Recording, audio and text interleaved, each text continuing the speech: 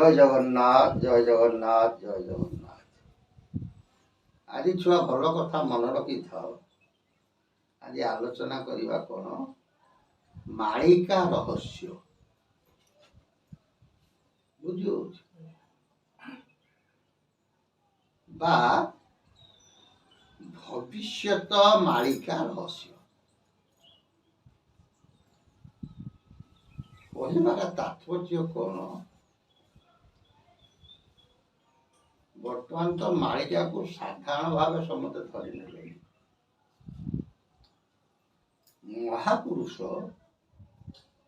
ଅଚ୍ୟୁତଙ୍କ କଥା ଉପରେ ଆଜି ଆଲୋଚନା କରିବା। ତାଙ୍କ ବାଣୀରେ ସିଏ ଲେଖିଛନ୍ତି, ମାଳିକା ଲେଖିବାର କାରଣ କ'ଣ ଥିଲା? ବ୍ୟାସ ତ ଲେଖିଛନ୍ତି କ'ଣ ଭବିଷ୍ୟତ ପୁରାଣ, ମାନେ ଫେରେ ଅଚ୍ୟୁତାନନ୍ଦ ମହାପୁରୁଷ କାହିଁକି ଲେଖିଲେ ଭବିଷ୍ୟତ ବାଣୀ? ବର୍ତ୍ତମାନ ତମେ ଦେଖ ଜଗତରେ ବହୁତ ବ୍ୟକ୍ତି ସମସ୍ତେ ମାଳିକା କଥା ଟିକେ ହଉ ଅଧିକା ହଉ ଜାଣିଛନ୍ତି। ଆମେ ଯେତେବେଳେ ପଦାକୁ ଯାଉ ଲୋକମାନେ କୁହନ୍ତି ମାଳିକାରେ ଅମୁକ ଲେଖା ହେଇଥିଲା, ଏଇଆ ହେଲା। ମାନେ ମାଳିକାକୁ କୁହନ୍ତି, କିନ୍ତୁ ଭବିଷ୍ୟତ ମାଳିକାର ନୀତିକି ଅନୁସରଣ କରନ୍ତି ନାହିଁ।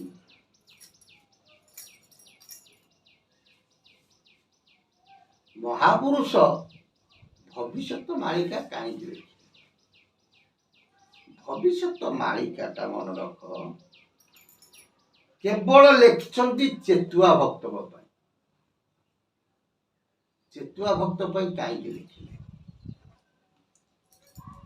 ଚେତୁଆ ଭକ୍ତଙ୍କ ପାଇଁ ଲେଖିଲେ କ'ଣ ତାଙ୍କର ଚେତନା ଫେରିବା ପାଇଁ କି ଚେତୁଆ ଭକ୍ତ ପାଇଁ କ'ଣ କଲେ? ମାଳିକା ଲେଖିଲେ। କେତେ ଖଣ୍ଡ ମାଳିକା ଲେଖିଲେ ନା? 318 ଖଣ୍ଡ ମାଳିକା ଲେଖିଲେ। ଅନେକ ଶାସ୍ତ୍ର ଲେଖିଛନ୍ତି, କିନ୍ତୁ ତନ୍ମଧ୍ୟରୁ 318 ଖଣ୍ଡ ଭବିଷ୍ୟତ ମାଳିକା। ମାଳିକାର ଶୁଦ୍ଧ ଓଡ଼ିଆ ହେଉଛି ଅର୍ଥ ବାଣୀ। ଭବିଷ୍ୟତ ମାଳିକା ବା ଭବିଷ୍ୟତ ବାଣୀ କାହା ପାଇଁ ଲେଖିଲେ? ନା ଚେତୁଆ ଭକ୍ତ ପାଇଁ। ଆମେ ମନକୁ ବୁଝିହେଉଛି? ଏ ମହାପୁରୁଷ ତାଙ୍କର ଶିବକଳ୍ପ ଶାସ୍ତ୍ରରେ ଲେଖିଲେ, ଚେତୁଆ ଭକତ ମାନକ ନିମନ୍ତେ 318 ଖଣ୍ଡ ଭବିଷ୍ୟ ଲେଖିଲା ପାମର ଅଚ୍ୟୁତ ନ ଜାଣନ୍ତି ଦୁରୁଦଣ୍ଡ। କହିଲେ 318 ଖଣ୍ଡ ଭବିଷ୍ୟତ ମାଳିକା ଲେଖିଲି କେବଳ ଚେତୁଆ ଭକ୍ତ। ଏ କଥା ସମସ୍ତେ ଜାଣିପାରିବେ ନାହିଁ।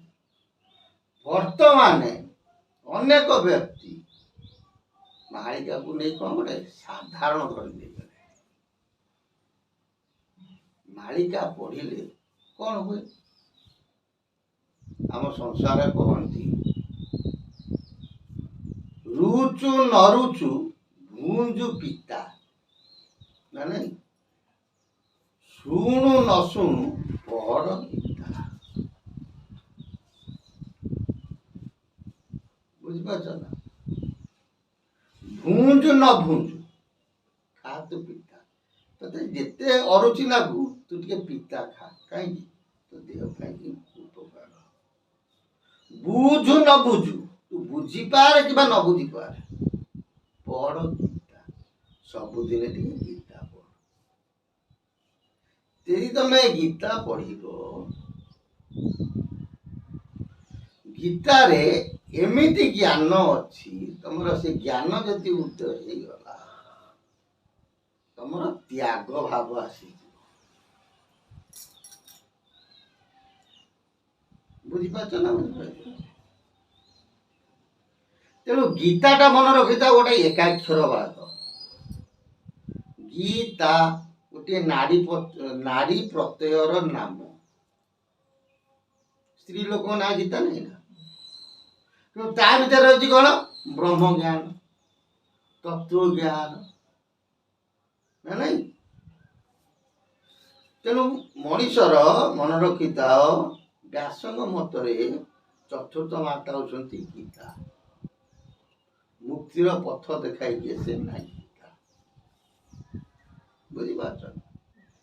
ସେଥିପାଇଁ ସେହିପରି ଭାବରେ ମହାପୁରୁଷ ଅଚ୍ୟୁତାନନ୍ଦ ଦାସ କୁହନ୍ତି, ମୁଁ ଜଗତବାସୀଙ୍କ ପାଇଁକି ରଖିନେଇ କ'ଣ ମାଳିକା। ସେ କ'ଣ ଜାଣିନଥିଲେ ମାଳିକା ଆଗକୁ ଯିଏ ଭବିଷ୍ୟବାଣୀ କରିଛନ୍ତି, ସେ କ'ଣ ଜାଣିଥିଲେ କଳିଯୁଗ ଲୋକ କେତେ ସୁପର ଚାଲାକିଆ। ଆମେ ବା କହୁ ବେଳେବେଳେ କଳିଯୁଗ ଅନେକ ପ୍ରକାର ଭକ୍ତ ଅଛନ୍ତି। ବୁଝିପାରୁଛ ନା? ମାଳିକା ଶବ୍ଦଟା ଭବିଷ୍ୟତ ମାଳିକା କାହିଁକି ଲେଖିଲେ? କେବଳ ଚେତୁଆ ଭକ୍ତ। ଚେତୁଆ ଭକ୍ତ ତାକୁ ପଢିଲେ ତାଙ୍କର କ'ଣ ହବ ତାହା ମଧ୍ୟ ଲେଖିଛନ୍ତି। ସେ କହନ୍ତି, ଭବିଷ୍ୟ ପୁରାଣ ବୈରାଗ୍ୟ ବିଧାନ ଚେତୁଆ ଭକତ ପାଇଁ। କହିଲେ ହେ ବାବୁ ରାମ, ମୁଁ ଯୋଉ ଭବିଷ୍ୟ ପୁରାଣ କରୁଛି ବା ଭବିଷ୍ୟ ମାଳିକା କହୁଛି, ଇଏ କେବଳ କାହା ପାଇଁ? ଚେତୁଆ ଭକ୍ତ ପାଇଁ। ଚେତୁଆ ଭକ୍ତ ମାନେ ଏ ଭବିଷ୍ୟ ପୁରାଣ ବା ଭବିଷ୍ୟ ମାଳିକା ପଢିଲେ ବା ଶୁଣିଲେ ତାଙ୍କର କ'ଣ ଶେଷକୁ ହବ ତୁ ଶୁଣୁ। କହିଲେ ଚିନ୍ତା କଟିଯିବ, ଚିତା ଯେ କାଟିବ, ଚେତନାର ମାର୍ଗ ଏହି।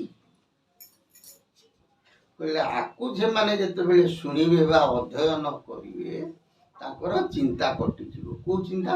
ନା ମାୟା ରୂପକ ଚିନ୍ତା କଟିଯିବ। ଚିତା ଯେ କାଟିବେ, ଚିତା କ'ଣ ବୈଷ୍ଣବ ମାନେ କୌଣସି ପ୍ରଭୁଙ୍କର କ'ଣ କରିବେ? ପଥକୁ ଅନୁସରଣ କରିବେ। ଚେତନାର ମାର୍ଗ ଏହି। ସେମାନେ କ'ଣ କରିବେ? ଚିନ୍ତାକୁ କାଟି ଚିତାକୁ ଧାରଣ କରି ହେଲା ଚେତନାର ମାର୍ଗ ଏହି ପ୍ରଭୁ ପଥକୁ ଅନୁସରଣ କରିବେ ବା ବୈରାଗୀ ଭାବ ସେମାନଙ୍କର ଜାଗରଣ। ଏଥିପାଇଁ ମାଳିକା ଶାସ୍ତ୍ର ଲେଖିଲେ। କିନ୍ତୁ ବର୍ତ୍ତମାନ ସମୟରେ ତମେ ଦେଖ, ଅନେକ ବ୍ୟକ୍ତି ବିଶେଷ ମାଳିକା କୁହନ୍ତି, ମାଳିକା ବୁଝାନ୍ତି, କିନ୍ତୁ ତାଙ୍କର କ'ଣ ଚିନ୍ତା କଟେ ନାହିଁ। ବୁଝିହଉଛି ନା? କୁହନ୍ତି ସିଏ ବୈରାଗୀ ଭାବ ଜାଗ୍ରତ ନ ହୋଇ ମାୟାରେ ନଟପଟ। ଇଆଡ଼େ ପରମ ଜ୍ଞାନ ଉଖାଣ କରୁଥିବେ, ଇଆଡ଼େ ମହାଭକ୍ତ ବୋଲି କହୁଥିବେ, ସିଆଡ଼େ ବ୍ରହ୍ମାଣ୍ଡର ଲୋଭ ତାଙ୍କ ଦେହରେ କ'ଣ ହେଇଥିବ? ପରିପ୍ରକାଶ। ଏମାନଙ୍କୁ ଚେତୁଆ ଭକ୍ତ ବୋଲି କେବେ ଧରିବ ନାହିଁ। ଏଟା ଆମେ କହୁନୁ କି କୋଉ ଭକ୍ତ ସମାଜକୁ ଆମେ ନିନ୍ଦା କରୁନୁ। ମହାପୁରୁଷ ଯାହା କହିଛନ୍ତି ବର୍ତ୍ତମାନ ଅକ୍ଷରେ ଅକ୍ଷରେ ସତ୍ୟତା। ଯେଉଁମାନେ ପ୍ରକୃତିରେ ମାଳିକା ଶାସ୍ତ୍ରକୁ ଅଧ୍ୟୟନ କରୁଥିବେ ସେମାନଙ୍କର ବୈରାଗୀ ଭାବ ନିଶ୍ଚିନ୍ତ ଭାବରେ ଜାଗ୍ରତ ହେବ।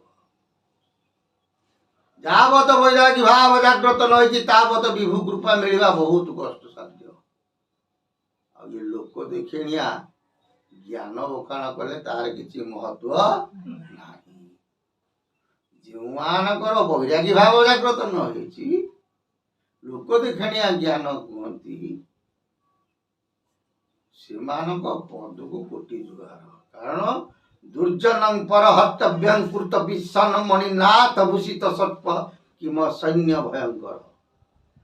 ସାପରେ ମସ୍ତକରେ ଗୋଟେ ଅମୂଲ୍ୟ ମଣି ଅଛି, ସାପ ତା ଜାଣିପାରେ ନା। ତା ପ୍ରକୃତି ହଉଛି କ'ଣ? ସବୁବେଳେ ଦଂଶନ କରିବ ନା ନାଇଁ?